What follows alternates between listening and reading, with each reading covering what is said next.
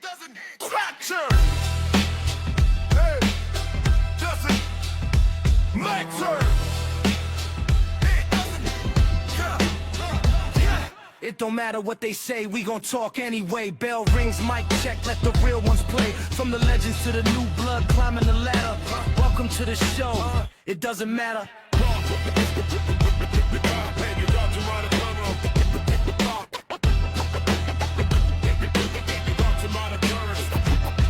Notorious Dome set the tone, main event status. BDC bring a fire, every take savage. Strap facts with the knowledge, history splatter. Poppy planting a wild card, say it loud, it doesn't matter. No filter, no bias.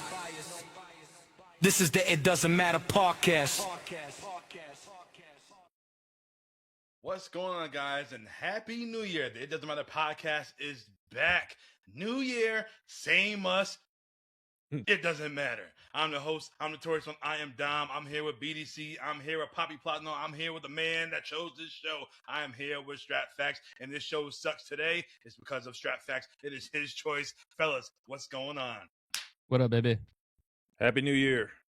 3 days in. Hi. I did it again. Yes, for 2026, baby. That's what I do. Oh, man.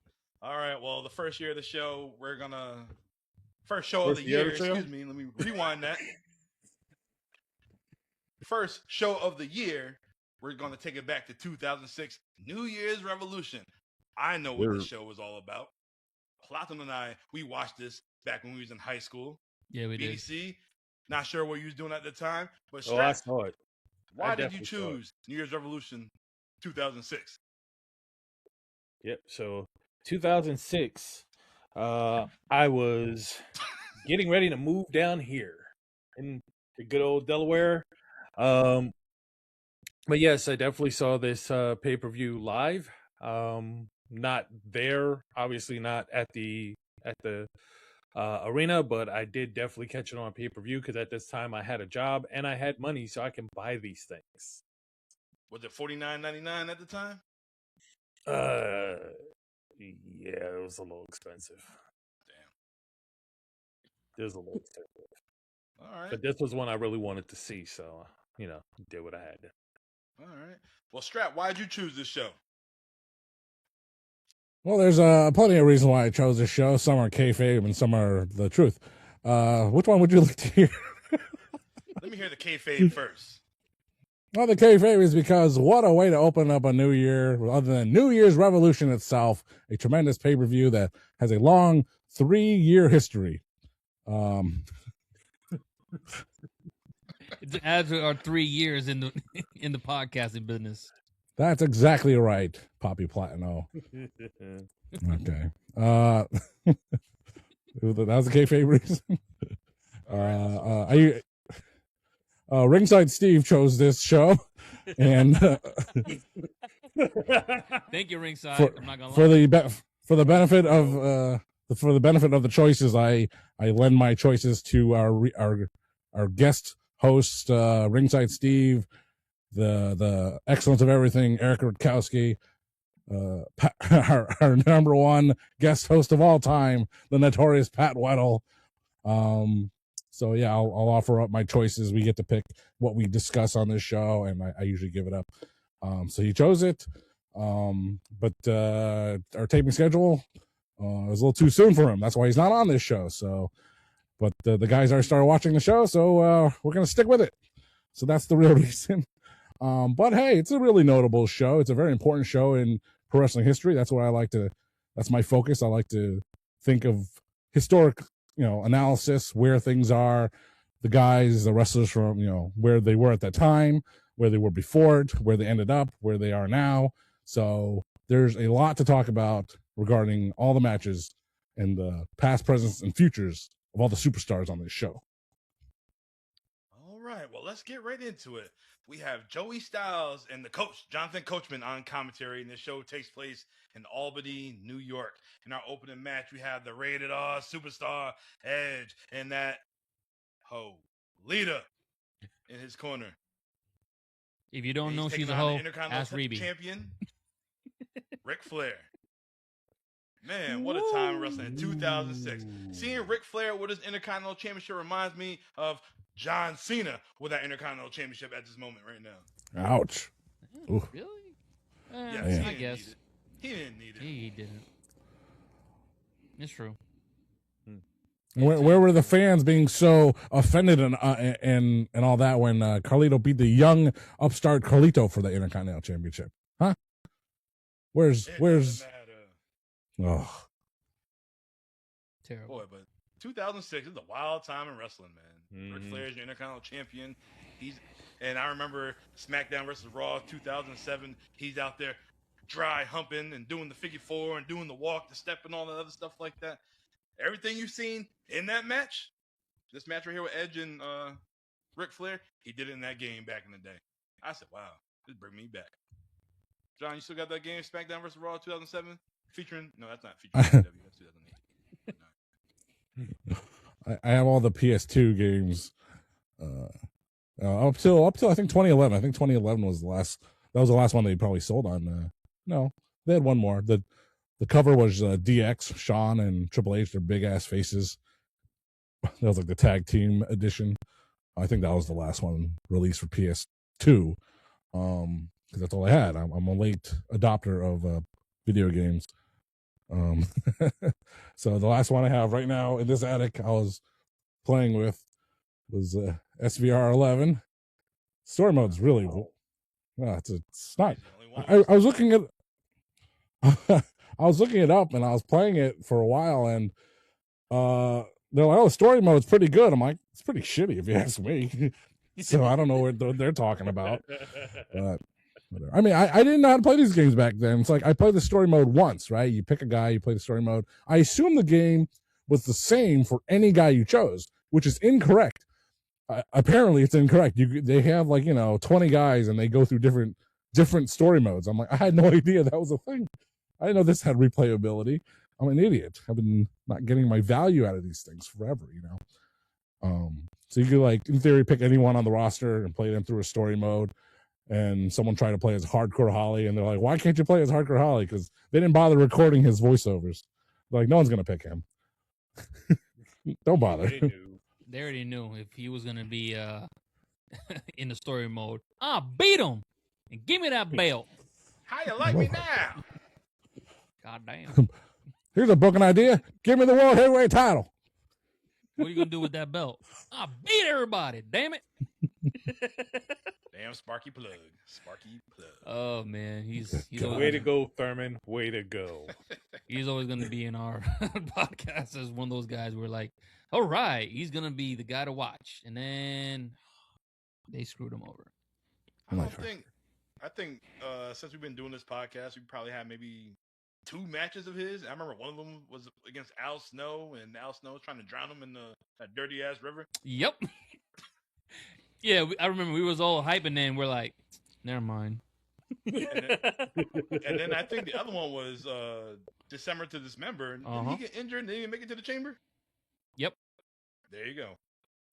What? Something like that happened, yeah. Something like he got injured and didn't test or somebody take his place. Yep. No, they took out Sabu. What is that, boo? Oh, all right. They took out fan favorite Sabu. They're like, okay, you have the ECW Elimination Chamber. Well, there's 6 people, right? So you have Lashley, The Big Show, CM Punk, Yep. RVD, Test. Test, and Hardcore Holly took out Sabu. Hardcore Holly took the place. He was there.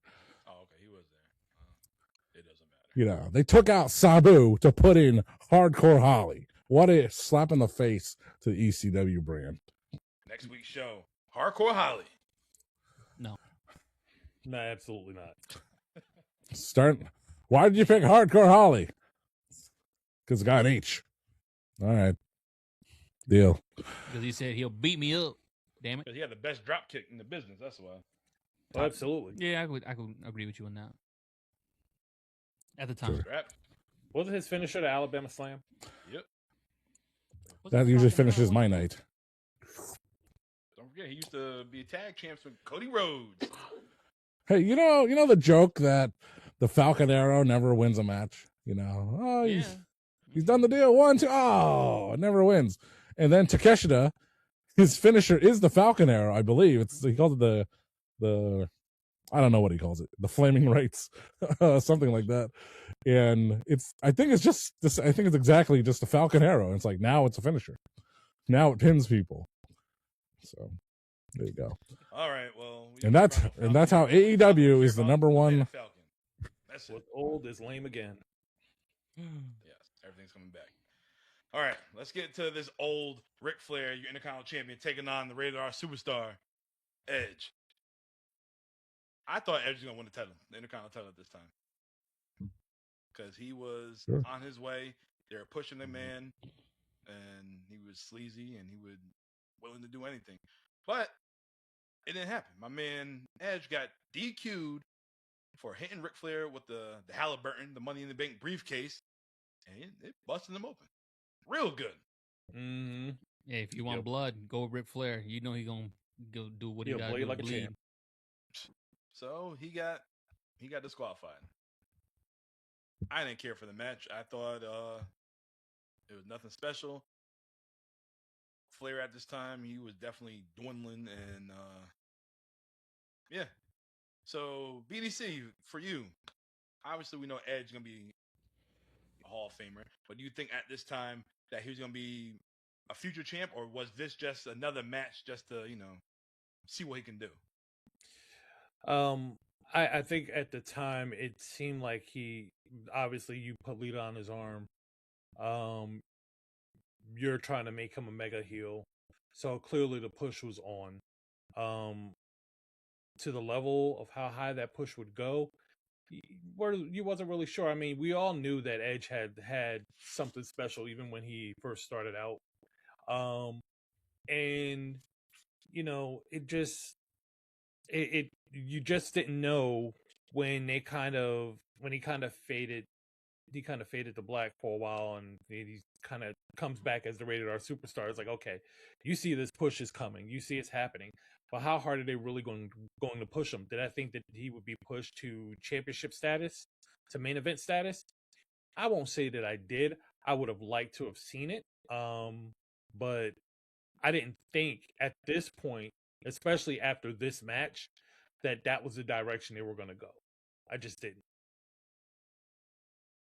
All right. Well, Strap, what do you think? Was this a safe booking for Edge? Without predicting the future of the show. Yes. At the time, Edge at this time, like Edge was still not anywhere close. I mean, obviously this night, 2 hours from that match, would be the apex of the modern Rated R Superstar. So, but he was still just floating around, and he was just finding himself at this time. And then he got injured, and he came back, and like the fans turned on him in Toronto, and he slowly developed this heel. Sorry, got long teeth because I'm a vampire and a demon hunter, a K-pop demon hunter, that is. But yeah, like we weren't sure about him. He won the Money in the Bank, and like he's holding on his briefcase, and you know how they like to cash in those briefcases immediately. Like having someone hold on to it for a very long time, like Damian Priest, is almost unheard of. They kind of just get rid of it right away. So, but Edge being the first holder of it, I think it's one of those things. We didn't see the power. He was the first Money in the Bank. We didn't know what he had. He literally had in his hands until later that night. So Vince probably didn't care about it. He didn't want to book it that way. So, but like I said, it was just this unknown, but he's obviously been working hard. He's got a refreshed look, and he's probably, right in Vince McMahon's eye. And that's what, you have to kind of get his attention a bit. And Edge, Mr. McMahon was just kind of like, what can I do with this guy? I have an idea, and that's what led to him winning the title later. But up until this point, not knowing that he was going to be a world champion, because he was not a world champion yet, not at all, not even close. And some people don't even touch that. Samoa Joe and Shinsuke Nakamura, you don't even touch it in the WWE. But seemingly everyone does, right? Miz gets the title, and you see people being world champions out of nowhere, But some people just never get to touch it. And that was Edge at one point. That was Edge. He wasn't there. We were never sure if he was going to get there. So, but he was close. He was good. He was primed, and yeah, for this match here at New Year's Revolution, yeah, I mean, you thought he might have had a real shot at being the Intercontinental Champion. They might have, it's funny to think about. They might have actually given him the title until they came up with that idea for him to cash in on John Cena later. Because otherwise, why would you have this disqualification other than to bloody the hell out of Ric Flair, get a lot of heat on Edge later, because he had the attack, they beat him up, they did a video package, and they came back, and Ric Flair's still lying down in the ring, beat to hell. So I think I don't know, just the stars lined up, and they were ready to push Edge on this day, and now we see it clearly. All right, Platinum, what are your thoughts on this match right here? A little bit, like how you guys said, it seemed like it was like a little bit of a waste of the match, to be honest. I did kind of see that maybe I thought Edge was gonna win this, and I was like trying to remember, like, not to predict the future, like you said, Strap, but I'm like, all right. I think I remember this feud where Edge was really messing around with Rick. Like, I think he was messing around with him on the highway and stuff too. And I remember some of that stuff. I'm like, all right, this is gonna like come to an end eventually. So I thought this match probably, I was thinking, all right, Edge is gonna win it and then possibly, just lose it in another month or two because he still got that Money in the Bank. But like you said, we still have not seen what this thing does. We just know that he can cash in at any time. We're assuming he can just like, all right, I'm gonna go for the title on Raw, and like ahead of schedule. But we'll find out later on during the show. Not to spoil alert. Anytime means anytime. Anytime is anytime. So yeah, it was. I felt like it was a waste. It was a waste of a match in a way, but in a way, it kind of showed that hardened edge that literally hardened edge that Adam needed to show Vince that we're gonna run with this guy. All right. Well, does this open the match? Doesn't matter. No. BDC. I mean, it may have mattered as far as that might have been his audition to see if they were going to push him that night. Yep. It may have been, hey, if you'd go out there and you put on a hell of a performance, we're going to push you sooner rather than later. Not realizing sooner would mean later that night. If he went out there and he blew it, then he would have just been holding on to that briefcase until God knows when. So I think it matters in that standpoint. As far as us watching it, nah. Strap. I think it matters. It has both those sides to it. It doesn't matter in the grand scheme of things because he does continue his program with Ric Flair.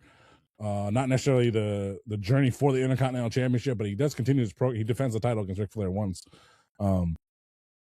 So as for that story, it doesn't matter. It's kind of pointless. But I think it does matter in the sense that, we got to see Edge on the show. I mean, we've had the undeserving cash-ins where you haven't seen the guy in 2 weeks and he cashes in and wins the title out of nowhere, But at least in this one, he opened the show. I mean, if you're trying to separate the work throughout the day, he opens the show and he has a match. He does work and then he comes back later. So it's not like he didn't also have a match that night. Okay. He wasn't super well rested. He did have 2 hours of rest. He was Seth Rollins before Seth Rollins was Seth Rollins. I was about to just say that too. Ooh. Yeah. This match didn't matter to me. For your opening match to keep the crowd all hyped and hot, whatnot, give me a definitive winner. That's what I want. Point blank. So it does not matter for me, but he could have been the Seth Rollins, lose that opening match, which Seth lost clean, by the way. RKO out of nowhere.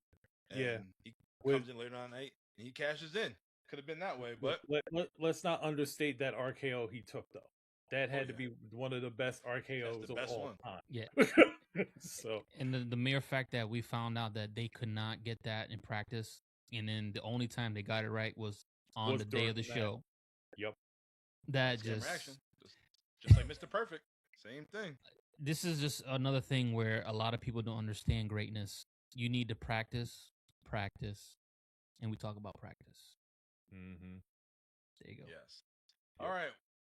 Well, after this, we have a promo with the Olympic gold medalist Kurt Angle, and he's with Daivari. And first of all, I'm thinking, why the hell is Kurt Angle with Daivari? And what the hell does Kurt Angle have to say? And I have the promo, so let's listen to it right quick. Please. WWE title, what's going through your head right now? Well, before I get into that, first of all, I'd like to say that I hope the U.S. loses the war in Iraq. This country in the world is France. What do you think? Now, truth be told, I'm not a very big fan of the black people. If I would go back in time, Wow. the one person in history I'd like to make tap out would have to be Jesus.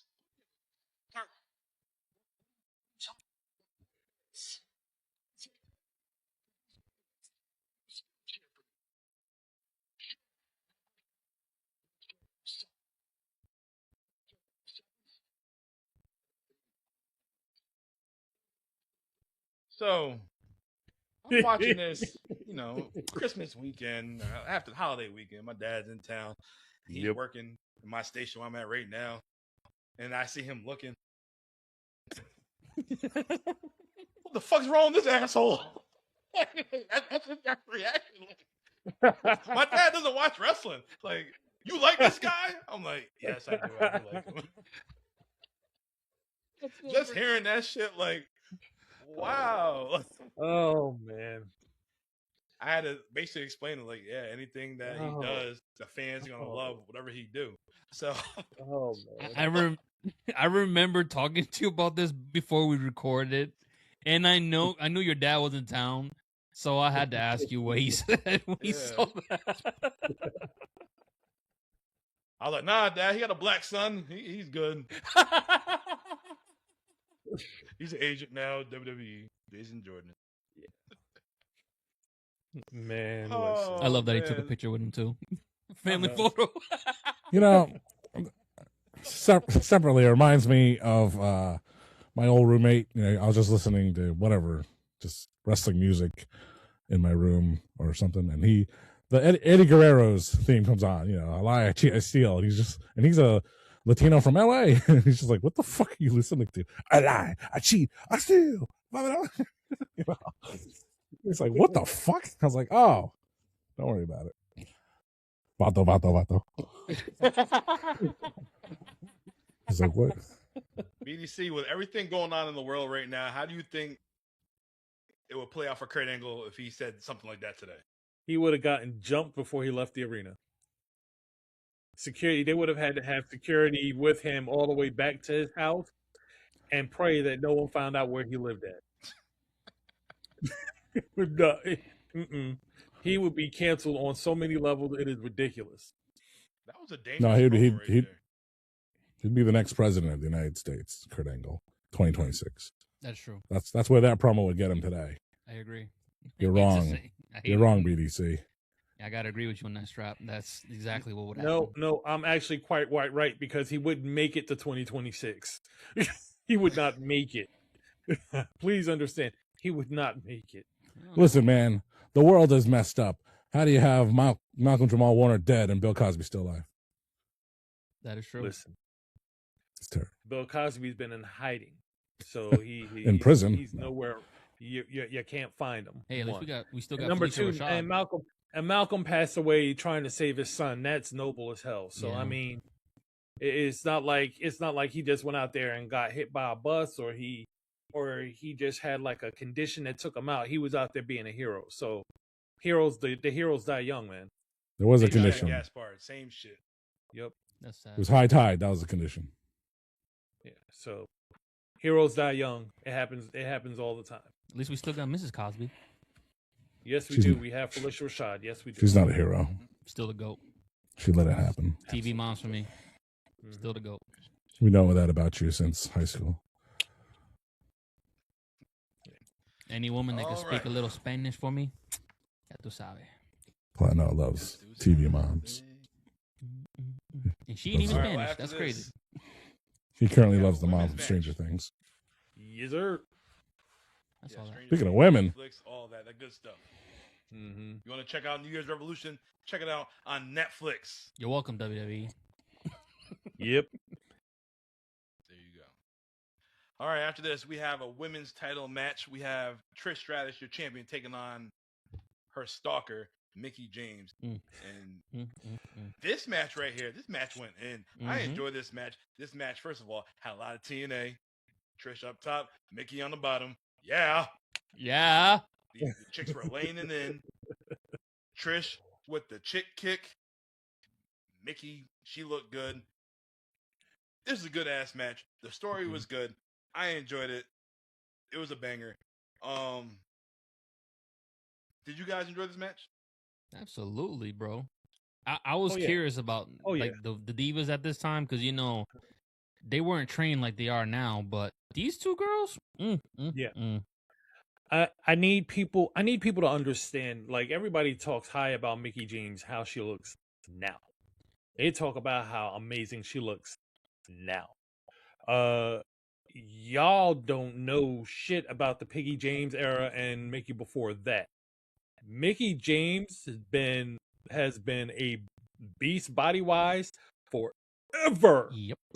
And I think people fail to realize that. And I mean, back in this time, she was a lot more. She had a good foundation. We'll just say that. Thick. She got that magnum in her. She, as she would say later, that she had to really let it all hang out to get the divas noticed, and she definitely did that. But not to mention the fact that she was just a hell of a wrestler too. And her and Trish, even back then, they just had a chemistry that was just top tier. I'm gonna say this too.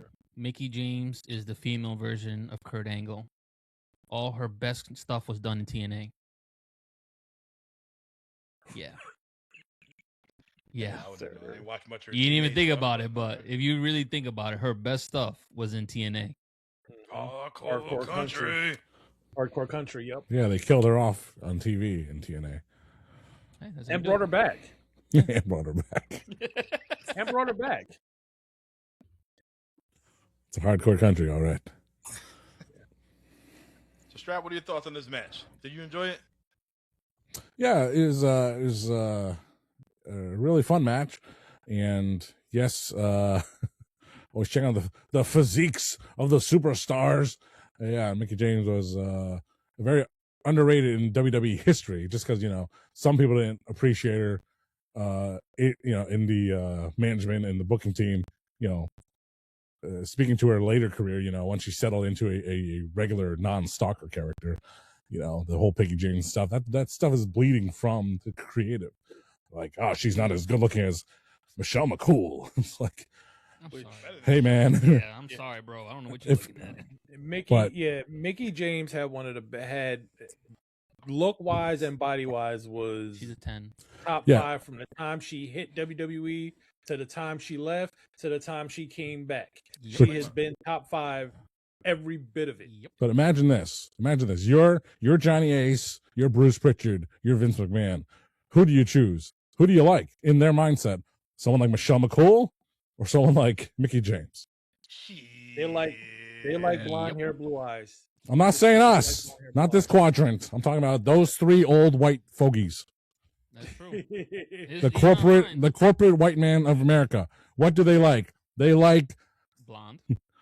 They like that Coco Vaughn, known as Michelle McCool. They like that. They like the old chicken. But guys like us, we like dump trucks. They like the dark meat. Miss Jacqueline or Mickie James? Miss Jacqueline or Mickie James? Oh, look at That's that. not fair. That's tough. BDC don't know where to go That's with that tough, one. bro. BDC That's tough, bro. Black. But yeah, I'm still gonna go Jackie on this one. Damn. I'm still gonna go Jackie. I love Jackie, but I'm I sorry, gotta go. Jackie. It's good. Jackie is just different from me. Yeah. There's very few in the business that's gonna knock Jackie off that pedestal for me. I mean, what white woman could beat Jackie? You know what song that came on the radio the other day that really got me going? It's a song from around the 2010s. was called Bottoms Up. You know that song? Bottoms up, bottoms up. Bottoms up. Got Nicki Minaj in it, Yep. right? And I was like, man, I used to love that song. That song was crazy. And it's like, it was a great song, you know? It's like, I haven't heard it in years. Then Nicki Minaj comes on, she does her rap, and it's like, well, goddamn, Nicki Minaj is incredible. It's like, she's still pretty, she's still awesome. But there's something about this 2010, this whatever era, Nicki Minaj, she is on point. She is sharp, you know? This is Nicki Minaj. And it's kind of like, you look at the rest of her work, and it's like, it's just not like, you know, people evolve, they change and things like that. But anyway, I'm not answering the original question that came up, so there you go. Yeah, I know what Strap's going with this one, though. But Just kidding. Mickey James for me, baby. As much as I love Jackie, Mickey is. Well, let's put it this way. I have a Jacqueline t-shirt. I don't have any Mickey James merchandise. So. Ooh. No merch, I don't think. Random factoid. No Mickey James action figures either. Yeah. Terrible. Like, All right, well, if this match took place today, how do you think this match would react with the storyline and everything, with the stalker and all that? It would get a bigger reaction than it is getting right there. Yeah. And honestly, Absolutely. there was nobody better to do that at that time or any other time than Mickey James, in my opinion. I don't see Yeah. anybody who could have pulled it off she played except that so well. AJ Lee. Mm, Yeah. mm. AJ That's- maybe like 10 years ago, maybe. Yeah. I'm talking about like in her prime, but not now. Give the storyline to Sonya Deville. It'd be too real. Because it is real. Oh, shit. Oh my God. Her, Shayna Baszler, and everybody else. Vince McMahon would do that. He would give a stalker storyline to Sonya Deville in the shoot, I just had a point. I lost it. I got it back. In the same vein that he booked Rodeo Hawk to be a drunk in LOD 2000. That's what he would do. Listen, he's the same guy that got Kurt Angle to say that he didn't like black people. So, I mean, These people would cheer for anything. I can admire that promo, Kurt Angle. The people will cheer for anything. I know why you say the crazy things. You had to Yeah, say it to get the pop. that part he absolutely nailed. That 'Cause caught me off guard. So Oh, that yeah. happens, but it happens all the time. It's like no matter what people say, once they're in the ring and they're wrestling, they're getting cheered for, It's true. regardless of what they say. It's crazy because sometimes when you listen to a promo, you're not paying attention at the screen. You're like on your phone. You're like, and then all of a sudden, black people. Like, what? It caught my The attention black seeing people. Davari with Kurt The Angle. black Why people. the fuck Davari's with Kurt Angle? That's the Yeah. first thing I'm Yeah, thinking that of. too. But I was like, I You know- literally, as I saw it, I'm like, Yeah, What? what I you was just say? tuned in the moment. I was tuned in the moment he said that he hoped U.S. would lose the war. I was like, he about to be on some bullshit. Hold I was on. like, nah, you're damn right. They shouldn't be in Afghanistan. You know, they're in the wrong country, first of all. So- let's see where this bullshit's gonna go because it's starting strong. It's probably going in strong too. You know, see, I've watched all the Netflix documentaries, the whatever, you know, about the Cold War, the Vietnam War, and it's like, guess what? The second Gulf War, I don't know, the one from the W era, this 2000, you know, from 9/11 on, the 9/11 war. It's like, all right, we're very far past that now. We can look at it with not revisionist history, but with modern eyes and say, yeah, we shouldn't have done that. I mean, it made sense at the time, but it did not make sense at the time. It really didn't. And all the criticism that they had at that time, it's just like, Look, let me be very clear. It never made sense. wars don't make It was sense. literally the standpoint from that point in time was that the only reason that there was a second Iraqi war was to get Saddam Hussein out because his father didn't do it. That was the whole Yeah. mindset of the public. It was like, okay, we're only going in there because Daddy didn't get Saddam the first time. That's the only reason we're going back in there. It's a good thing that did happen, the end result, but did it justify the means? You know, it's like, Right. I wouldn't say so. It's like, why are you taking me to McDonald's today? Because I have a promo. It's not because you love me. I do love you, but we're going because it's buy one, better than get me? two. You think you're better than me? My app makes me better than you. and you know it. So I got a free quarter pounder. Yes. All right. Well, our next match, I don't know why this was on the card. We had Jerry the King Lawler taking on Gregory Helms. Gregory Helms at this time, he has a brand new look, a brand new attitude, an old belly ring. Oh Why my God. did he change from the Hurricane to Gregory Helms? What's up with that? Because he's going to whoop that trick. That's what he's going to do. Telling you. Close your eyes. It sounds just like Southern drawl, talking funny. He does sound like The reason Gregory Helms dropped the Hurricane gimmick was because of Hurricane Katrina. Yeah. So having on a loudspeaker a national tragedy. Stand back! There's a hurricane coming through. In New Sounds Orleans. pretty bad. Ouch. That shit in New Orleans. He did, and it wasn't even his fault. He told Vince, "Do not have me go out there with the hurricane thing." What are you talking about? You'll be fine. Just go out there and do the damn gimmick, damn it. Oh boy. Not even a gimmick. He should I mean, back to Sugar Shane or something. At least I would have been okay with that. as Jerry Lawler said, kind of like someone pulling the legs right from underneath a gimmick before it has a chance to really go. Yep. It's kind of like Jerry Lawler's like, man, you used to be cool and popular. You used to have character. You were the Hurricane, and now you're just Greg. You know, he had no character. He was just Gregory Helms. Yeah. Jesus. It was terrible. The finish of the match, Helms went on the top rope, but King tripped him, and he hit his nuts on the ropes. And then King hit him with the diving fist drop. 1, 2, 3, match is over. Yeah. How are you building Gregory Helms from this match right here? You're not. They doomed him from the beginning, but they also had this in mind. They're like, I don't know, because Gregory Helms ended up as a surprise entrant in a cruiserweight championship match, and he won, and he became the longest reigning cruiserweight champion in SmackDown broadcast history at that time. And that happened at the Royal Rumble or No Way Out the next month. But yeah, that's what happened. That's what ended up to Gregory Helms.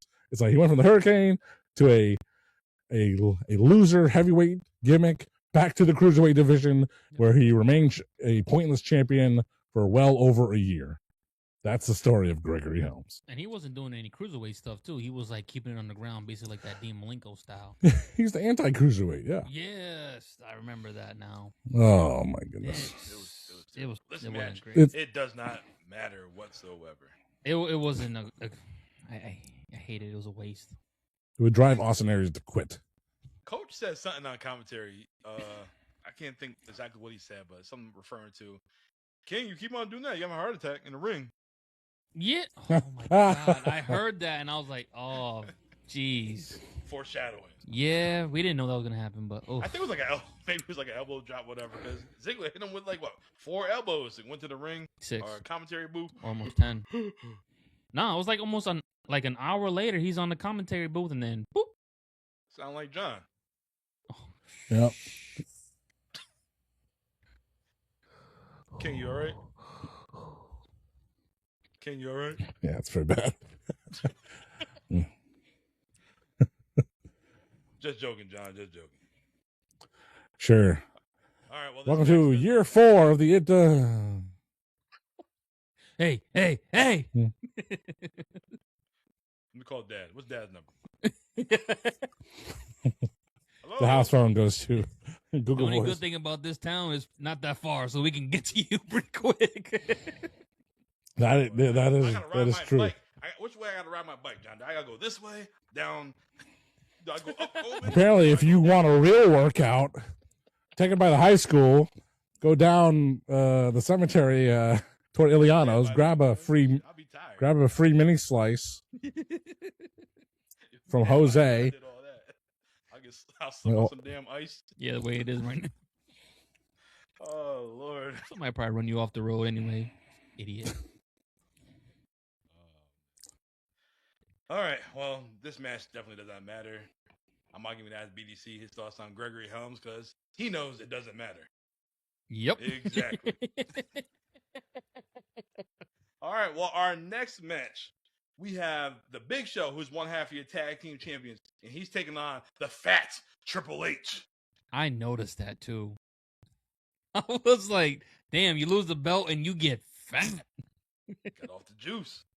Oh man, I was like, this ain't the Damn. same. This ain't the evolution Triple H. What happened? What the hell happened, man? Like, yeah. Ooh, Stephanie You cooked. like now, Like- like you in the beach with Stephanie in the boat. You know, Ric Flair, he's had many looks over the years. And he had that look, from the, you did the Nitro podcast, so you know what Ric Flair from 96, 97 on to like 2002, right? He had that certain hairstyle look. And that's Ric Flair. Yep. And then, he had a different look when he started wrestling again and was an evolution. He had the slick back, obviously he's getting older, he's thinning, his physique changes as he's getting older, of course. But it's just kind of like he looks entirely different, It's called holding on. holding on for as He long was as they just can. holding on Yeah, to well, whatever was left. When you also get the Triple H mutton chops. When you also do that. Oh, got it. I've done that. I've had that. You got it, Dom. I've Do had it it. then. You Huh? got it, Dom. Do You it. can do it. I ain't doing that. Oh, Why not? Triple H's I've- many looks.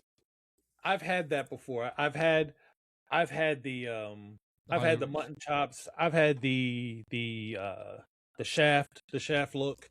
Mutton chops are terrible. I've had You had the viscera? no.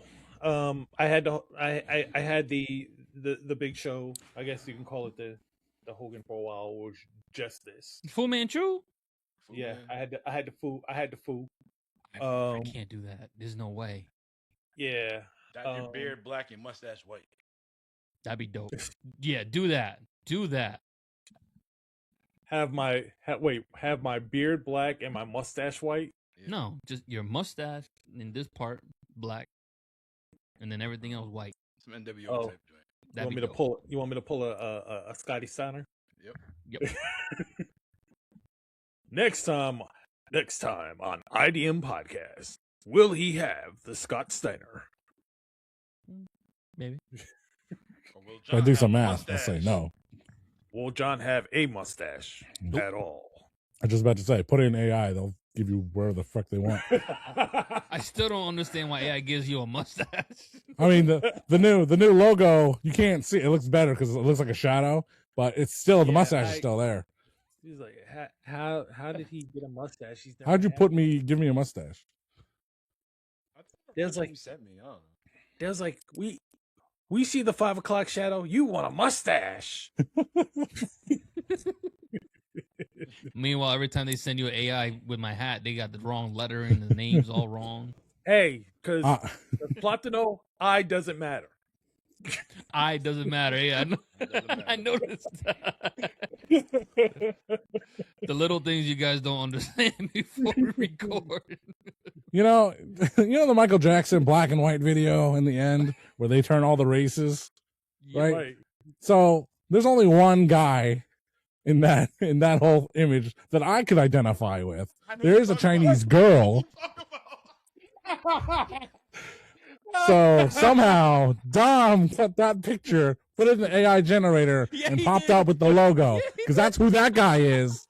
Because it ain't me. What are you talking about? Oh, Dom's that's an funny. asshole for that. Yeah. And the Nairobian dude, the really skinny one. Oh, look. Wait, is that the guy that turns into Tyra Banks or the guy that Tyra Banks turns into? It's Tyra Banks. Oh, man, that's too funny. In AEW, the conglomeration, they did a knockoff of like Beverly Hills 90210 for their Titantron video. Mhm. The It Doesn't Matter podcast could do one echoing Michael Jackson's Black and White. We'll all do it. We'll get everyone we know. We'll just do that. More for our heads. Yeah. Nice morphing effect. All right, black. Let's get back to the Big It's Show white. Triple H match. So Oh, wait. both men had chances to be inside the Elimination Chamber. Oh, Lord.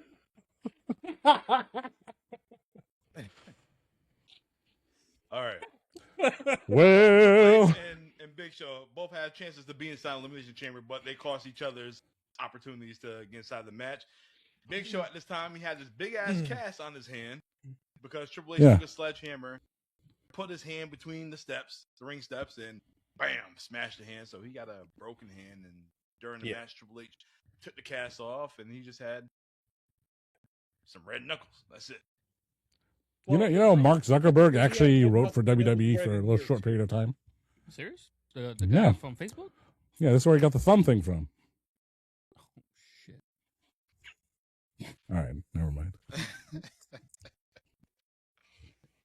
Yeah, but Show looked good in this match. I thought. Well, given the circumstances, he did. He looked really good in that match. I mean, he had to do a lot of things not right-handed, so it forced him to do a lot of improvisation, and he actually looked good doing it. Yeah. How the hell he break a sledgehammer with the bad hand? You gotta remember he's a giant. Bruh. You think it was gimmicked? Of course. Yeah, naturally. Mark Henry Still could do it. impressive though, Mark Henry is not human. because I mean, he was still kind of wielding it before it broke. He was still kind of wielding it, even if he was holding it with two hands. He was still kind of wielding it. At any given time, it could have just snapped. Mark wasn't doing the But world's strongest man gimmick at the time either, right? Not yet. Oof, Not yet. good thing. But you remember, this is the same guy who Show himself talked about was mad because he couldn't bend a quarter. He could only twist it a little bit. He couldn't bend a fucking quarter. John, you can do that with your long teeth? God damn it. Got no follow-up for that one.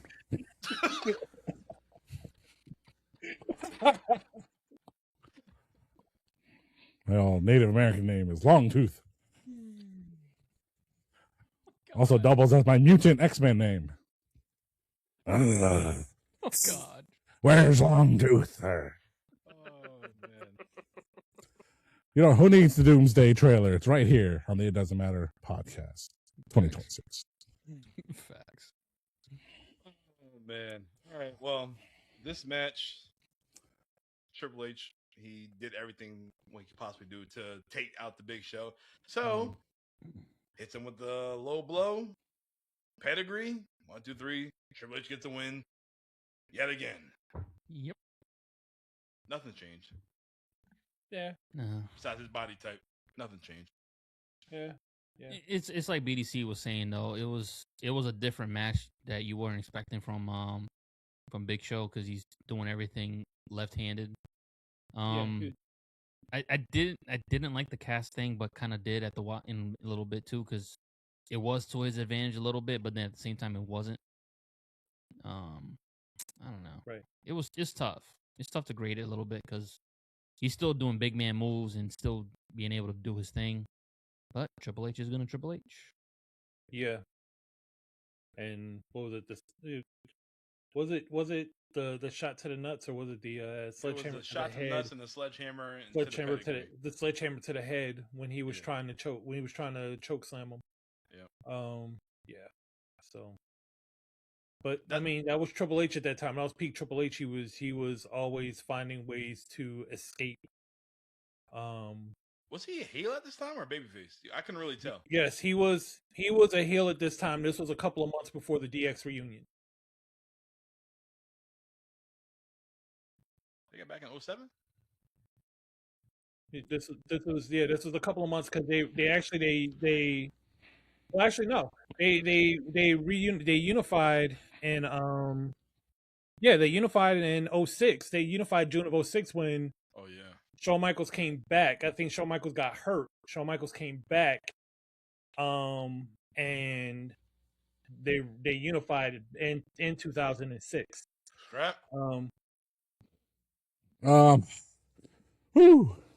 Triple H was in a period of transition. His last big feud in 05 was him and Batista, especially they had a blow off at Vengeance. And so, kind of hard to trace where Triple H was going that fall. So he's probably just in the scene doing things. And, but he was the heel in this matchup. I'm pretty sure. And he was, of course, the heel to face. Yeah, no. Wait, this is 2006.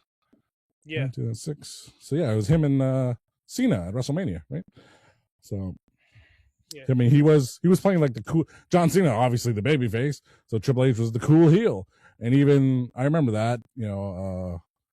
Triple H, he debuted the King of Kings music this era. It was hot. It was hot at the time. And yeah, you're right. Later in the summer, they'd reunite DX with the Spirit Squad and all that stuff. Yep, that happened in June. Yeah.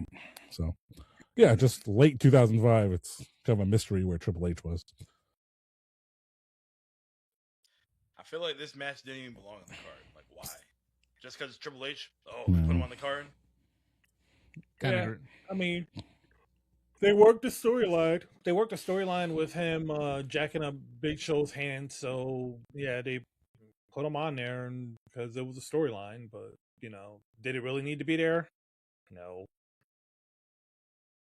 It was kind of like that No Mercy show or something we covered a little while ago. It's kind of like Big Show and Triple H. two other names in the very first PlayStation SmackDown game, that have been in the video game till the end of time, till the end of WWE video games. They are just known names fighting each other, and it's kind of like, oh, okay, and why are we seeing this? We don't really want to see it. We know these two don't face each other like very well. They're not very compatible. So why are they wrestling each other? It's just, well, we had a spot on the card. And generally Triple H always wins. So I mean, Triple H and Big Show in January. That's a thing. So, Triple H beat Big Show for the world title. Our thoughts on this match also don't matter. So, moving on to the next portion of New Year's Revolution. All right, so after this, we have Shelton Benjamin with his mama. John, you want some chunky soup? Because she looked familiar. I would like some chunky soup. It's quite delicious. That's it's food for poor people. Shoot, not a shop right. Yo, that is bioengineered chicken. I haven't had a chunky soup in a while, and I'm like, uh-oh. I saw that. I was sodium. You don't need that shit. Yeesh. Make your own. Shut up. I don't make my own no more. All right, but yeah, so Shelton Benjamin's mama, she had an altercation with Viscera backstage, and she wanted to get some food for her baby. Her baby's hungry because he gotta get together. So she's bending over. I don't know what she's bending over for that long period of time. And the Viscera came in there, and he seen that rump roll. Buffet. Mm-hmm. He said, I want that chunky. The world's largest love machine. Viscera. Yeah, so he disrespected Mama, and you gonna fight my boy. You gonna fight my boy. And yeah, so we get Shelton Benjamin versus Viscera. Big Vis. Boy. So they didn't know what the hell to do with Shelton Benjamin at this time. They tried to give him a little personality, so they brought his mama in. His mama, he said it was a good time, good period of time, whatever. It is what it is. So, like I said, yeah, my dad was here while I'm watching this show, and then he happened the time he came out to just poke his head out, see what the hell's going on. He see Viscera humping Shelton Benjamin. That's the time he walked out on him. Like, what the fuck is going on out here? Why is it that our parents always walk in at the worst fucking time? On the absolute oddballest of time. Yeah. I said, 2006 is the wild time. Yeah, wild time indeed. You want one of those moments? Because we all have those moments. Mine is mom walking in while the Val Venus introductory promo real Val Venus from 1998 in the woods. Real women. I was like, it's wrestling. It's wrestling. Yeah, It's World Wrestling Federation. Are you sure you're watching wrestling, John? Look, it could have been worse. It could have been the Val Venus Kaientai segment. What are our relatives doing on TV? Your pee-pee. And then, was like a week later, Lorraine and Bobbitt, husband pop. I didn't know who the fuck Lorraine and Bobbitt was at that time, being a kid. Then, Found out later. Then they had the Hulu movie. I watched it. I said, "Oh, Choppy Pee Pee." I said, I'll never eat a 7-Eleven hot dog again because they took his penis and put it inside a hot dog bun from 7-Eleven. I said, I'm all set. What? You didn't watch the movie? No. The documentary? I didn't know that. Yes. Documentary. They kept it on ice. What? The documentary. Yeah, they put the ice in the hot dog container from 7-Eleven. They found it across the street and whoop, put it in there. He lucky she didn't fucking blend it. Wait, why? What? Why? Lorena, watch the documentary. I watch these documentaries. This dude got caught doing what he wasn't supposed to do. Yeah, he chopped his dick off. His hand was in the cookie. So basically, the story of the Bobbitts. John Wayne Bobbitt was cheating on Lorena. John Wayne Bobbitt was cheating on Lorena. Lorena waited till he was asleep, chopped his shit off, and threw it out the window. She Latina too, right? That's what ended up happening. They did reattach it. To a degree, but now instead of it working naturally, now it's like a. You need that blue chew. Well, remember, Blue Chew wasn't out back then, so now it's like one of those straws that you can pull out and like one of those. So now basically you just go and it just stays there. But what is the hot dog? What does the big bite from 7-Eleven have to do with this? The detective, they was looking for the penis. They found it. The 7-Eleven is across the street. They had to keep it on ice. They put the ice inside the container from 7-Eleven. Boom. Well, guess what? They didn't have no fucking teacups to put it in because they couldn't use the Slurpee cup, so they used a hot dog. I've never eaten a hot dog container. Jesus, the hot dog from 7-Eleven. No glizzies over here.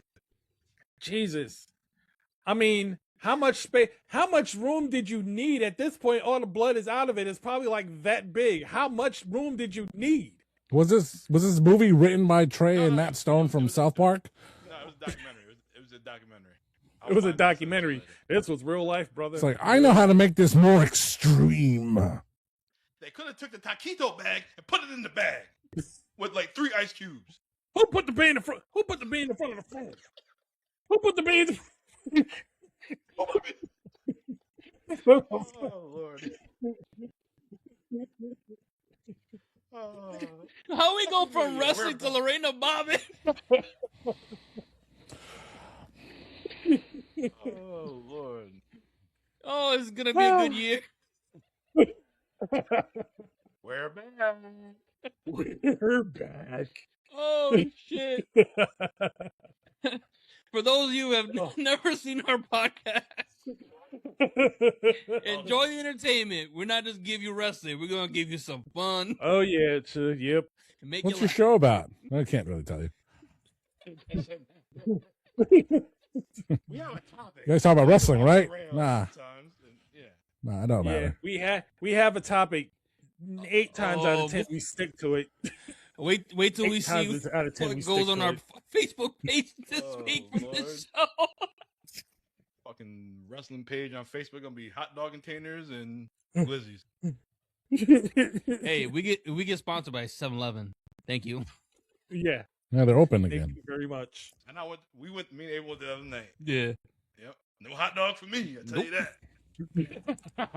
How about a Japanese egg sandwich? They don't got no cups. Damn it. Must be sold out. Still got the BDCs and the DOMs.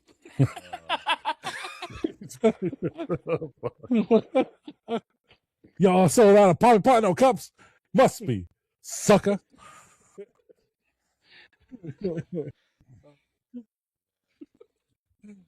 Jesus. Hey, kid, get out of here. How we go from Shelton Benjamin Mama to Happy World Cups? Happy 2026, folks. Because ain't no stopping Wrap up, us it's gonna now. be a ride.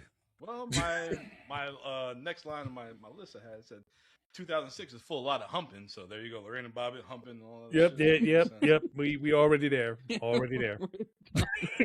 Already there. Well, Shelton won the match with the Dragon Whip and made Mama proud. Mama was so proud.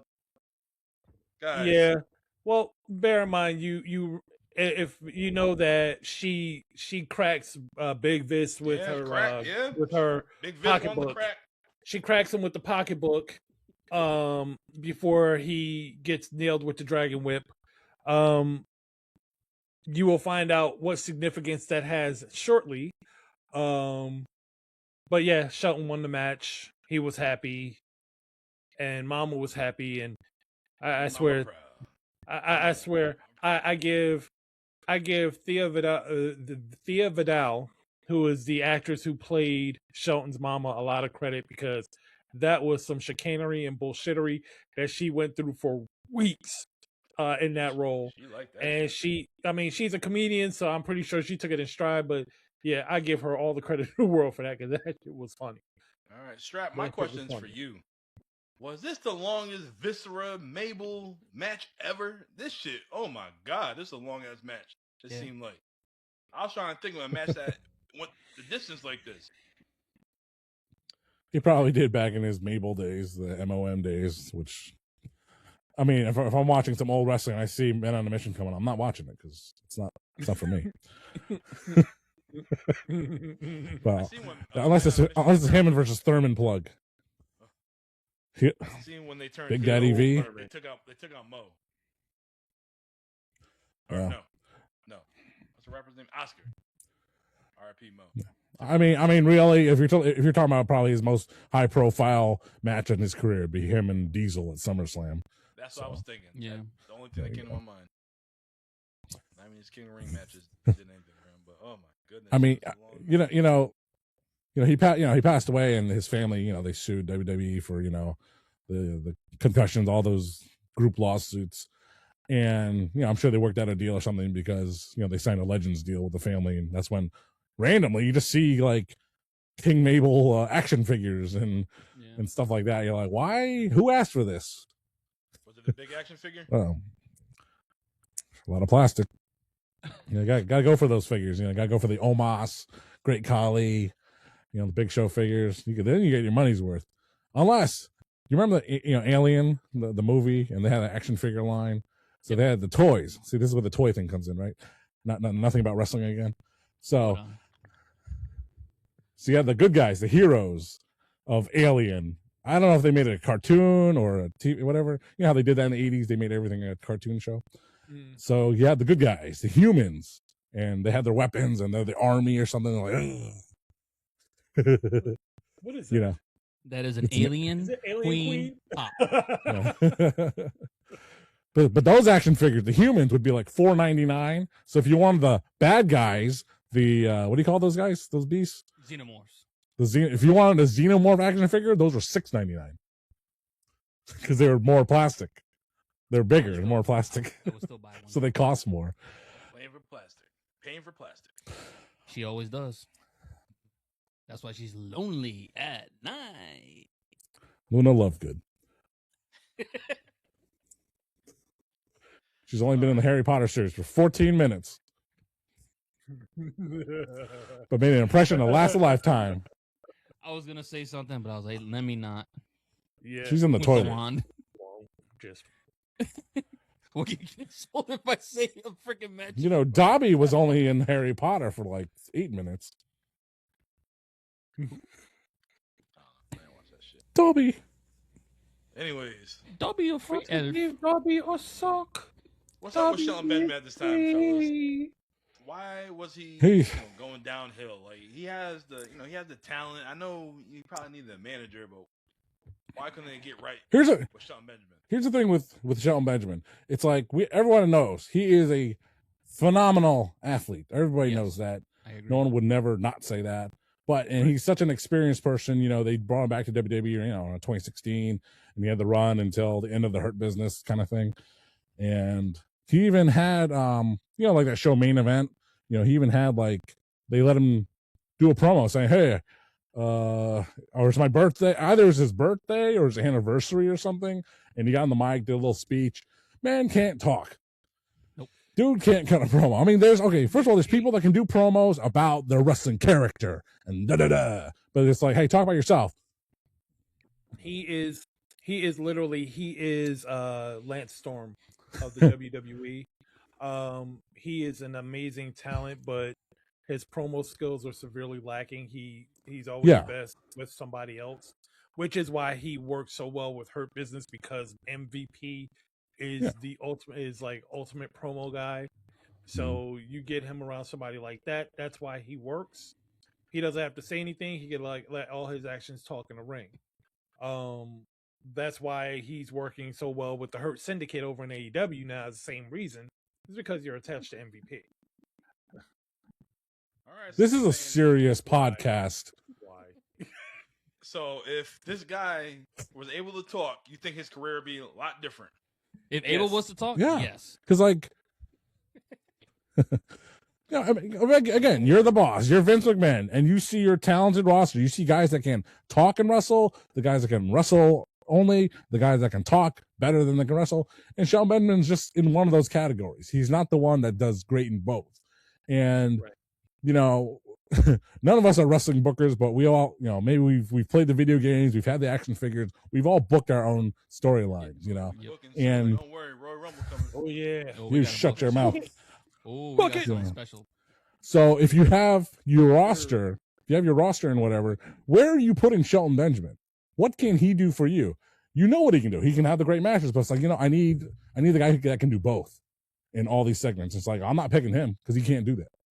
You know, that's who Shelton Benjamin is. It's not a knock against his talents or skills. I mean, it is, but it's, you know, he's just not that guy. So ultimately what Shelton Benjamin is, he's a very good, not great talent for what wrestling has become. So and the only reason I say that is because when you have a guy who is elite, you do whatever you can to put him over. Perfect example, Brock Lesnar. Brock Lesnar, when he first came on, he was elite. When he first came on the scene, even back then. But what did they do? They had Heyman on him.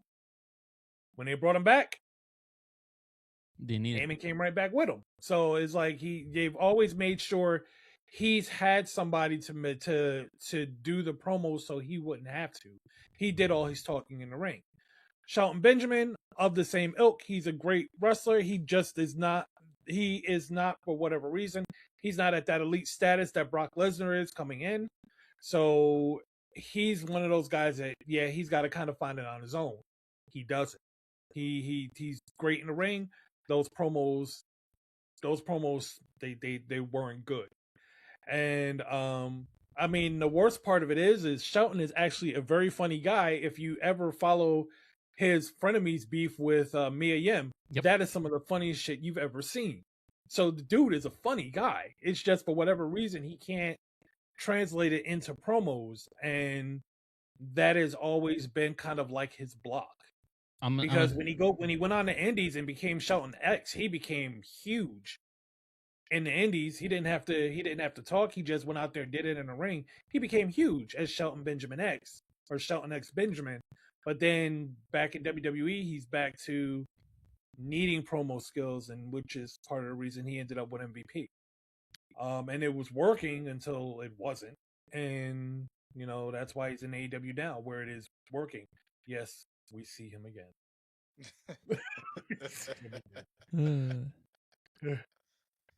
I'm gonna just say this: that he is the fifth member of the It Doesn't Matter podcast. Everyone, welcome Kobe. I'm gonna just say this. Basically, Shelton Benjamin is like Bullet Bob back in the day. Great talent, can wrestle with anybody, but they always say in the back he's the funniest guy in the room, but in the mic, doesn't have it.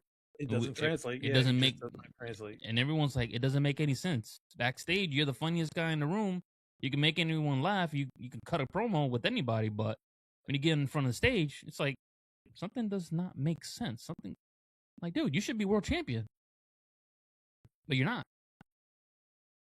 Cameras went on. That's why.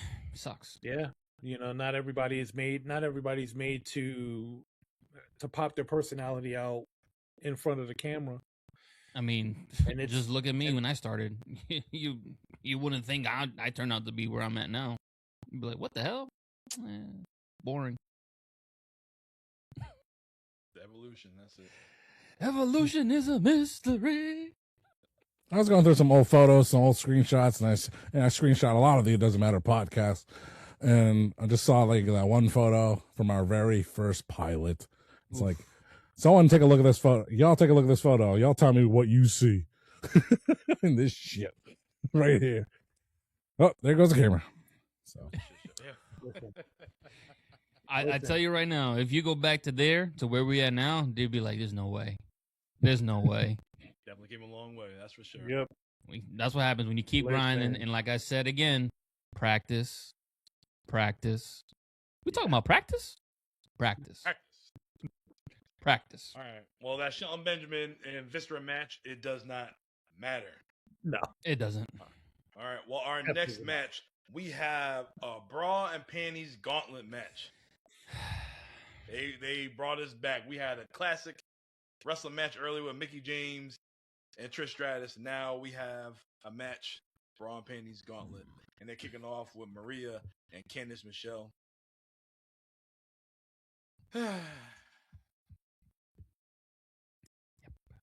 Thoughts, fellas? You want me to? I skipped this match, to be honest. This match did not matter.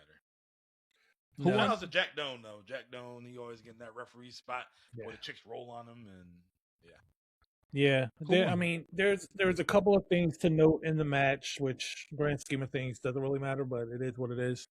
So, of course, Candice Michelle loses first. Then Tori Wilson, who is actually comes out to the using, Late Cool theme song. yep, came down because it was her theme first, so she comes down to the theme that will later be used by Late Cool, and she loses. Then Victoria comes out, takes out Maria. And then in a surprise, which I completely forgot about, it was Mae Young and the Fabulous Moolah coming down.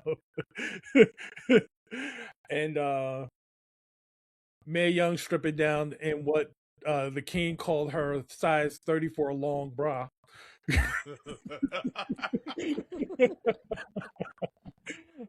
But ultimately, they got Victoria's top off, and Ashley Mazzaro comes down and she gets off Victoria's bottom to win the match, and then she strips. So that's pretty much the genesis of it. But yeah, the fact that Tori Wilson came down, and I completely forgot that she had Late Cool's theme before Late Cool. I was just like, oh shit, I didn't know she came down to that. And so that was pretty cool. And then it was King with the jokes and Kobe voicing his disapproval, which just made it all worthwhile. Kobe. Tom, what is in that chicken recipe?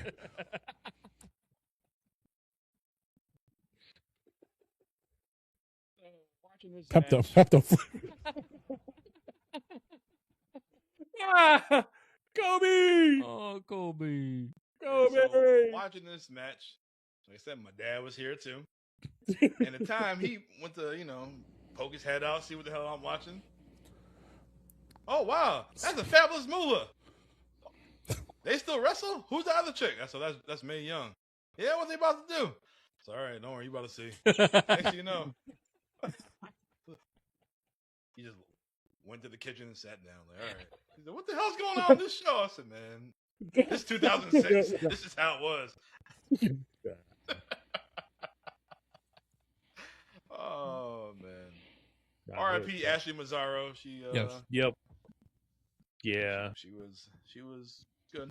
Took her life, unfortunately. Yep. And she stripped herself in this match too.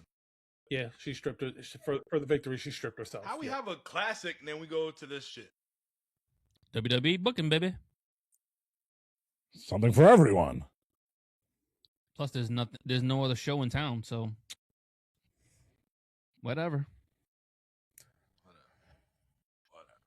All right. We already tell the four of us is unanimous. It does not matter.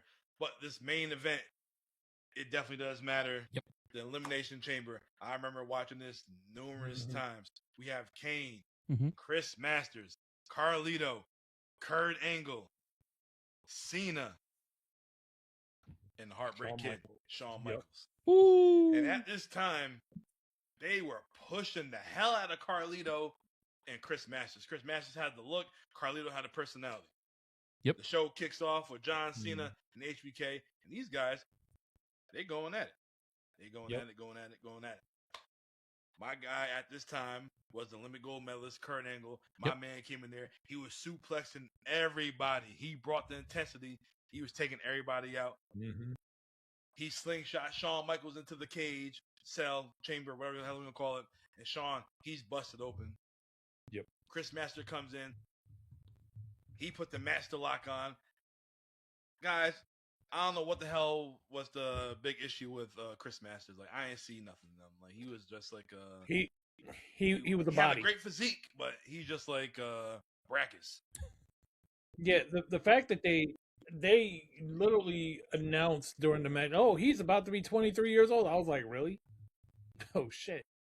Like, I would not have known. Like he's gonna be 23 years old. It looked like he was starting to bald already. I was like, I don't know. He had the look though. I mean, dude was amazingly toned and good looking for as far as body, but as far as an actual in-ring presence, you know, he had the master lock and that was it. He was generic the rest of the way. So I mean, Seriously. that was what that was Chris Masters. Great physique, great look. Had youth on his side. Was real generic in the ring.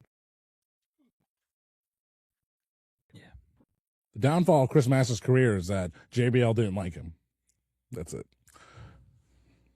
JBL, notorious bully in the locker room.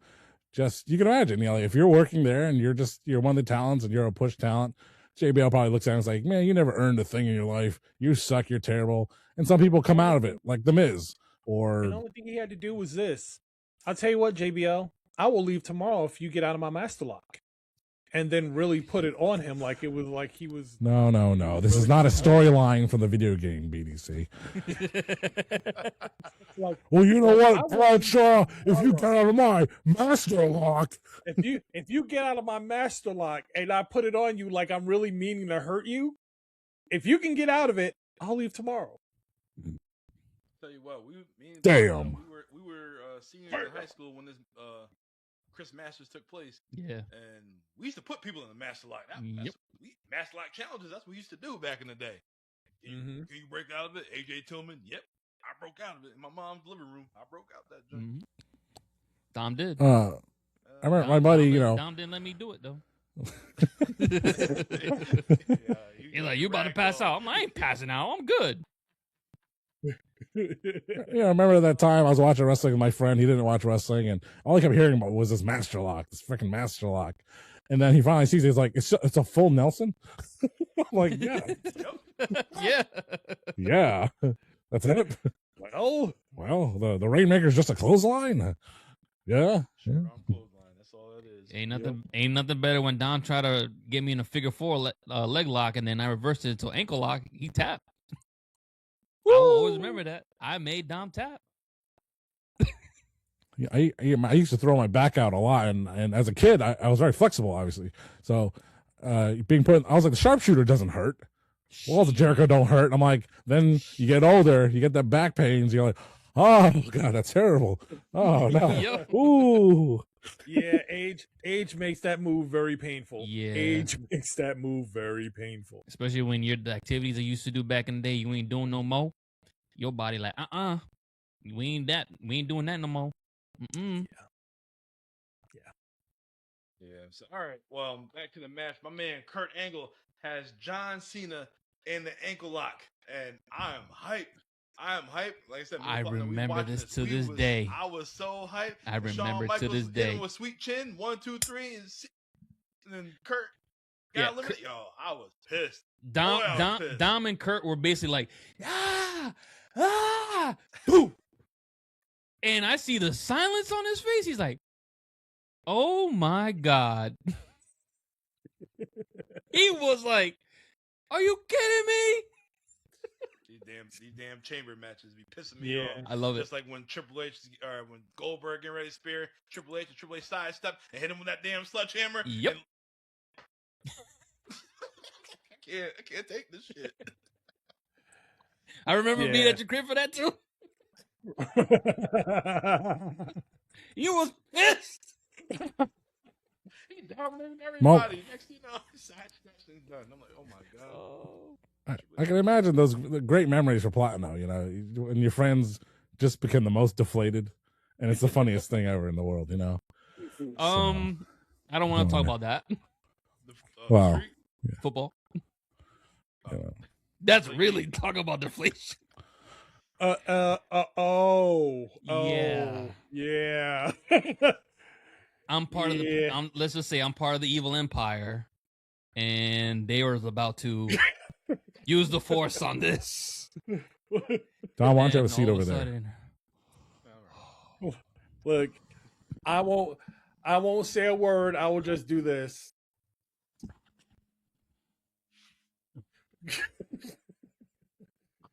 Yep. I've been stunned plenty of times in my lifetime. I was shocked. That was the worst. I'm sorry. That was the worst. That I is still don't understand how that happened. BDC. I stood there at his house the whole time. I ate shit. Like Vince McMahon always says, you gotta learn to eat shit and like it. And I was eating it. Eating it. Stood there like a man. Until you weren't. Until He was quiet the whole damn time. I was a good boy. Quiet the whole damn time. And not what did I tell you? It's Tom Brady. Still got a shot. Sure enough. Yeah. Goddamn Netflix. I was watching 80 for Brady. Or was it 80 for Brady? That's what it's called? Or I haven't 30 for seen that Brady? one yet. I gotta Them watch old it. chicks, them old hags, Susan Summers, whatever her name is, or Suzanne Summers? Oh, Jesus. Sally Field, that's her name, and the other chicks. Did she I was pass watching away? that shit. No, she's still Still around. alive? Oh, Yeah, thank she's God. still around.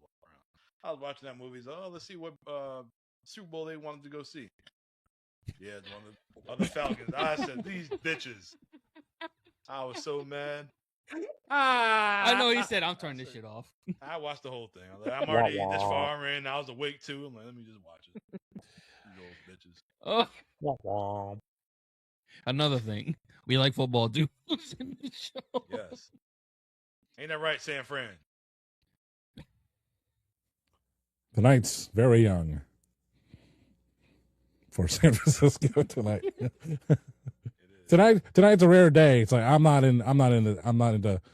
It's the first night where football is heavily chosen, as I was talking to Dom last night, over professional wrestling. As for the fans of the show right now listening, it is a Saturday, and the 49ers, my team, as we record, the 49ers are on have a game tonight. It's a divisional game. It's an important game, especially for a guy like me who doesn't watch football, but I've been following the 49ers since I went to their game in Santa Clara early last fall, and I'm watching it anytime I get a chance. I'm watching their games, and they're doing pretty well. So tonight's an important game, but tonight was also within driving distance, a house show, WWE house show in the DCU Center in Worcester, and it's kind of like, I really heavily thought about going, especially considering that I would prefer a house show versus a TV taping. I agree. So I was like, ooh, a house show. Yeah. House shows are, Yeah, that's house where shows you are at. great. I might go to that, but it's like a combination of a few things. It's like I've been sick all week. I haven't been feeling great or being great. So that kind of takes me out of the picture. So I probably wasn't going for that. But also the card that was advertised, it was Cody and Drew in a street fight. Okay. That's fine. They're in Bridgeport. It's gonna be Cody Same card. in a steel cage tomorrow night. See, I knew I was right. Damn it. So basically, they're doing the 3 stages of hell before They the get stages of ready hell for match. next Friday. Yeah. Next Friday night in So- Germany. so or the- whatever they only advertised 2 other matches. They didn't advertise any other performers or stars. They only advertised 2 more things. One of them was an 8-man tag, the MFTs versus the Wyatt Six.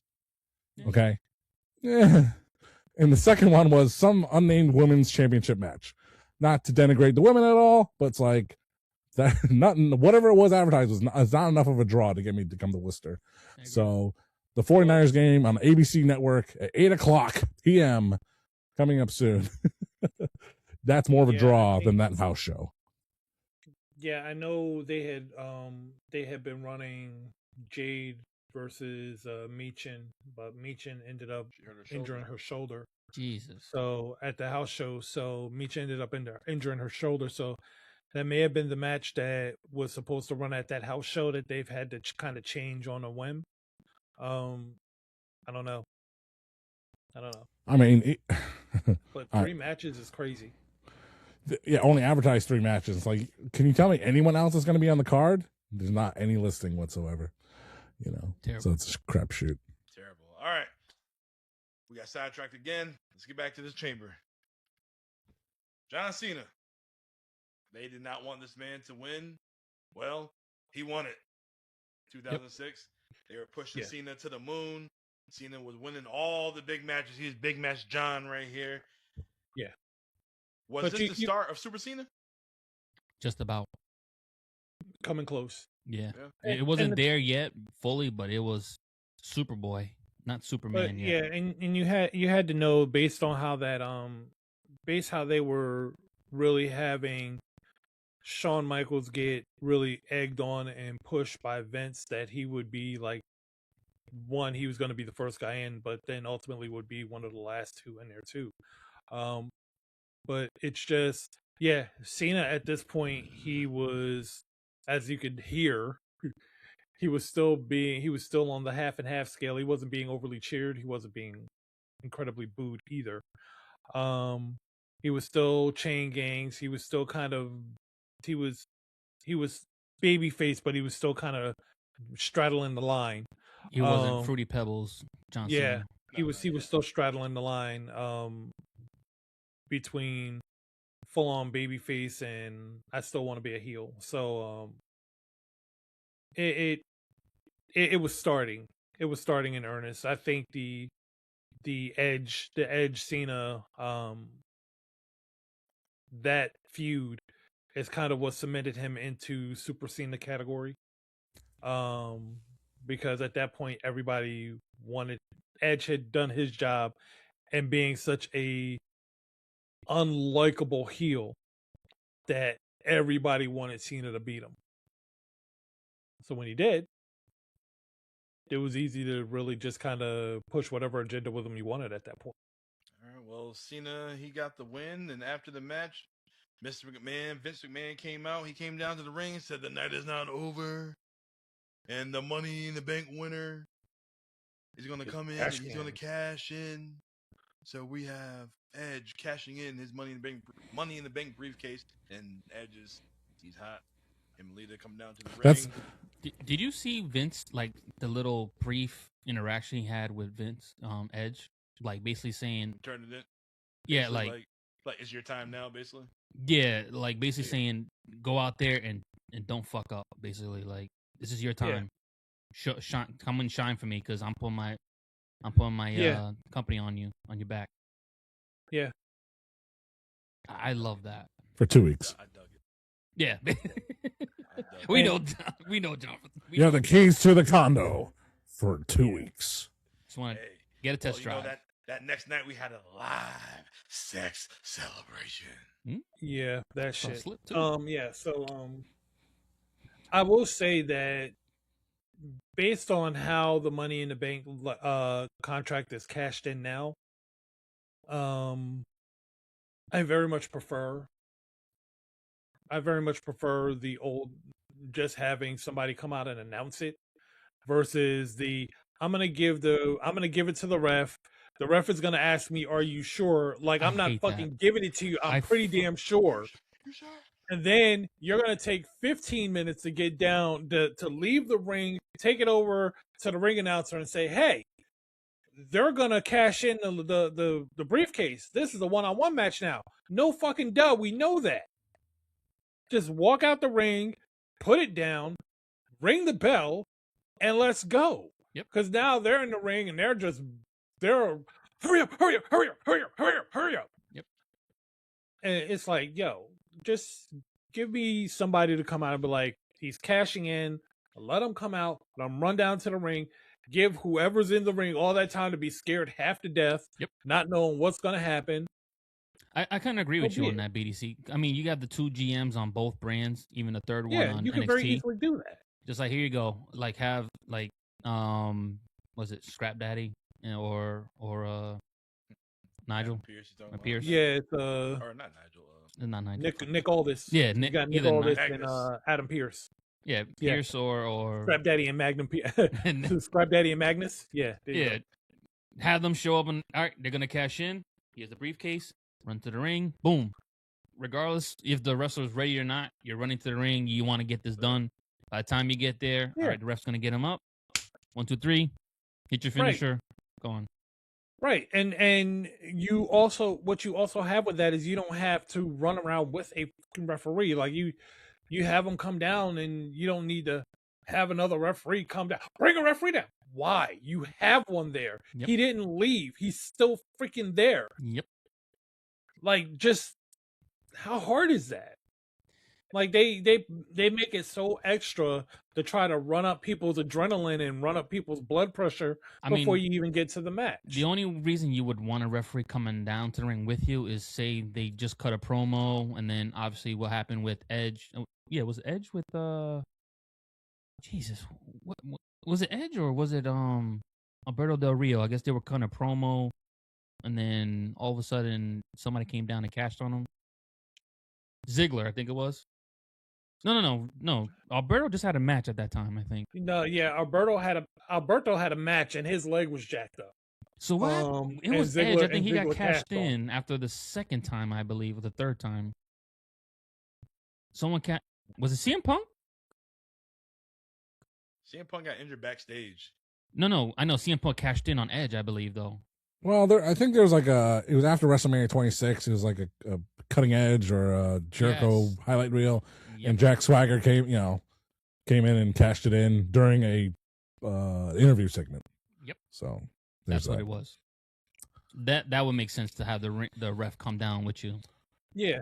But if you just had a match, there's no need to have a second referee come down when there's a referee already agree. down there. I agree. I agree. Ref's ready there, so Yeah. The only thing I have to say against that is that if you bring a referee with you, it takes away the I'm cashing this in for real right now. You know that thing you were just talking about, the rigmarole. It's like if you bring the ref with you, the ref is already in on it. They know, oh, I'm going here because they're cashing it in. Yep. But Yeah. that's too much thought put into it. Yeah. And the thing of it is like, yeah, I get it. You have times when people, quote unquote, are going to cash in, but maybe they get attacked by somebody before the match actually starts. I get all that, but you know what? False starts are not really necessary when it's something like this. Make it definitive, man. You know, False starts. Throw a flag on it. Yeah, because that's what it is. It's just false starts. You know, it's like I'm gonna cash in, and then you get speared out of your boots, and all of a sudden you're not cashing in. They did not say because you got yes. speared out First of your down. boots. So yeah, just I do wish a return to the old days of how they cashed in that briefcase. It felt more definitive off of this show than it ever does these days when somebody's cashing in. And Platino just cashed in his "I'm leaving" briefcase, and Well, the Bucks won, not the Young Bucks either. Yeah, wait, who were they playing? Because I didn't know. Carolina Carolina. Panthers. I thought Kevin I thought Green's the old Panthers had team. that, to be honest, Panthers had momentum. Well, Pan not Express? really. Actually, they've been losing the past couple games.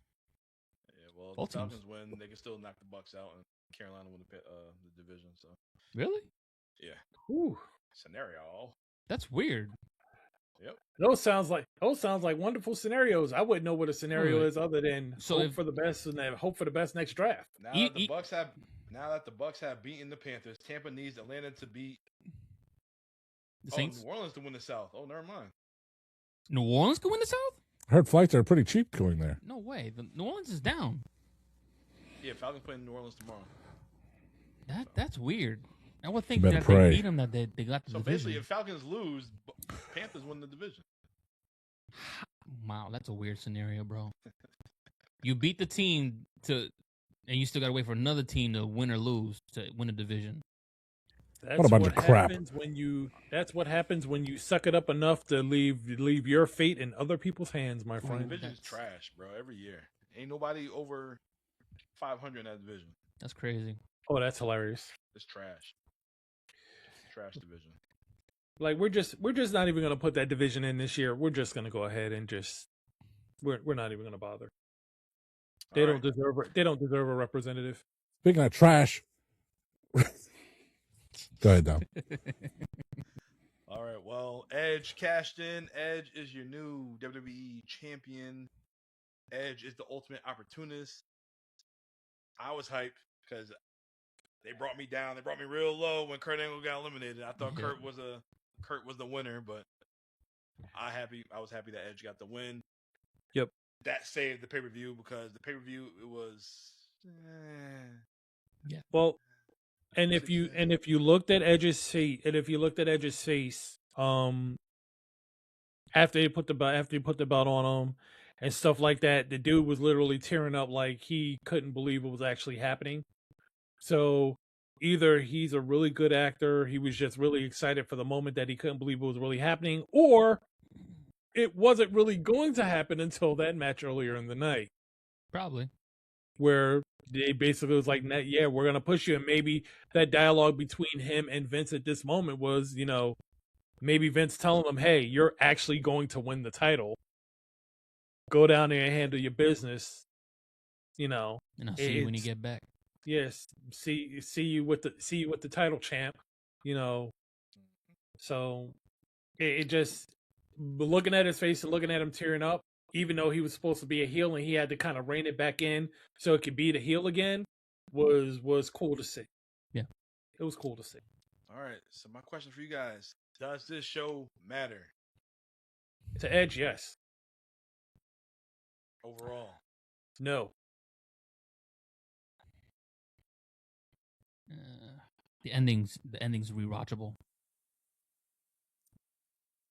I think the show matters. I mean, I like it just because, definitely had a very important WWE landscape changing moment with the main event because you had a great Elimination Chamber match. It was very exciting. And of course, you had the finish with Edge coming out and cashing in, becoming WWE champion. So it is an important show in that grand scheme of things. But I also like how it showed, like, this is the Raw roster. Yes, we put all our top guys into the top match. So the rest of the card is what they are. It's Shane Helms. It's Shelton Benjamin. It's Viscera. It's, some of the ladies there. It's Jerry Lawler. We took him out of the commentary booth. Like, this is who it is. This is what we got left. So I'm amused by that. So that's why I think the show matters. It has nothing to do with me choosing it officially.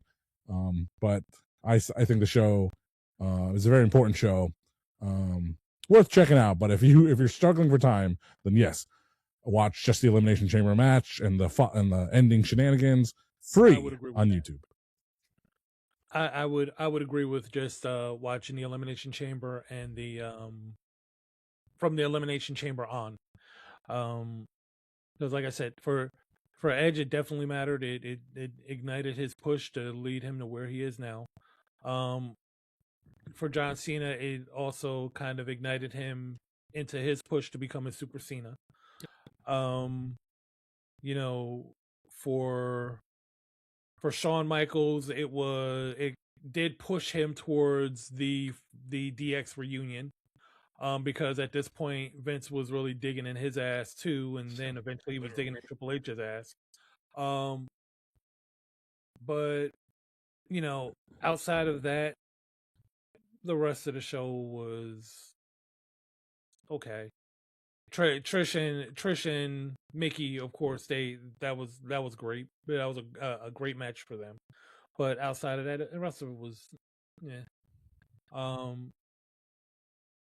And yes, you can watch this on Netflix now. It is on Netflix. They actually have a picture now where, like, on New Year's Day, it was a picture of Snitsky and Kane representing New Year's Revolution, which I was like, why? But then I remembered there was that whole Kane, Lita, Snitsky Not segment. my fault. Yeah, it ain't my fault. Not my fault. Yes. Well, this was Stratfac's fault. And I say this was a 2-match card that I enjoyed. I would definitely rewatch it again. Why? For Edge cashing in, the Mickie James and Trish Stratus. Yeah. I agree. Kurt Angle's promo.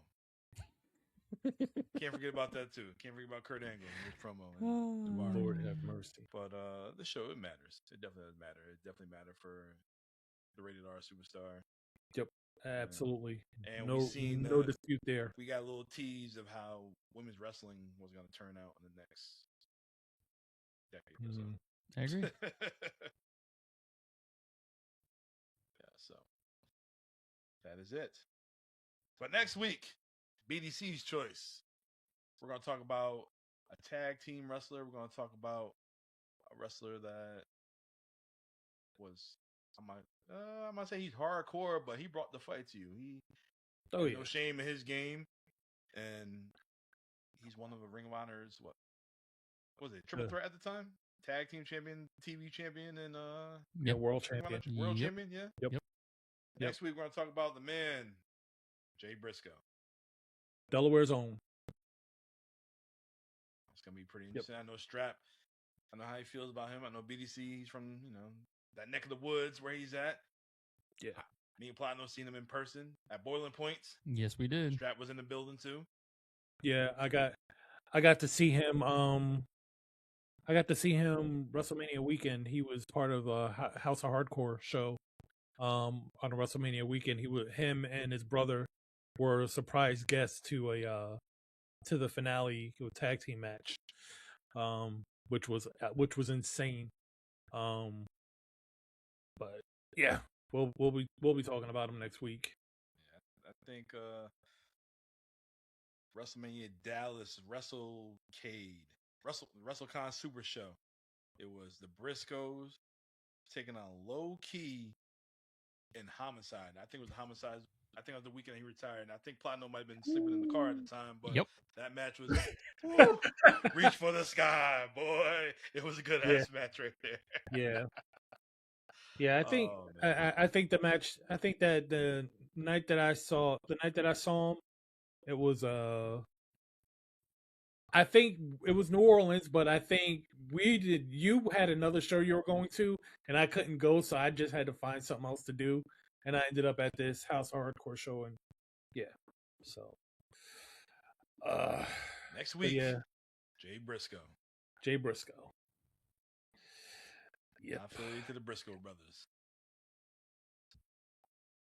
Marcus getting his shine over in AEW and Ring of Honor right now. Mm-hmm. TNT champ. Yep. All right. Well, this is a good first episode of the new season 4 of the It Doesn't Matter podcast. I'm your host. I'm Notorious One. I am Dom. I'm here with BDC. I'm here at Pipe Plot. I'm here with a man that chose the show New Year's Revolution 2006. Strap Facts. We just getting going right now because it's gonna be a wild ride this month. Tried very hard to get ourselves canceled this very first show, but we're still here, and we'll do it again next week. No sponsors. We ain't getting canceled. We're good. Soon to be sponsored by 7-Eleven. 7-Eleven, McDonald's, Somebody. Kmart. Kmart. Bring them back. I'll take the blue light special. Oh, Lord. Well, we will see you guys next time. Taquitos or Big Bite? Taquitos.